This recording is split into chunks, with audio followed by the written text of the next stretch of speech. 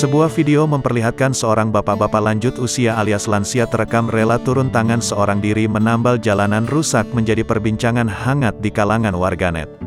Momen itu menjadi viral usai dibagikan oleh akun @andreli_48 di jejaring media sosial Instagram pada Kamis tanggal 10 Maret tahun 2022.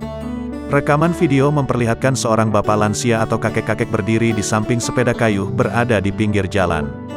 Dia berhenti di dekat jalanan yang berlubang daerah persawahan kala siang itu. Si perekam video diduga tak sengaja melihat kejadian kakek itu, dia diyakini tinggal di rumah depan jalan raya tersebut.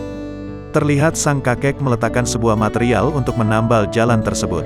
Dari keterangan video sang bapak itu rela membawa batu dari sungai untuk menutup jalan yang berlubang. Lokasi selatan Pasar Jalan, Kejayan, Pinggir Kali, Bocor, Kecamatan Bulus Pesantren, Kabupaten Kebumen, Jawa Tengah. Sontak aksi kakek tersebut mendapat pujian dari warganet.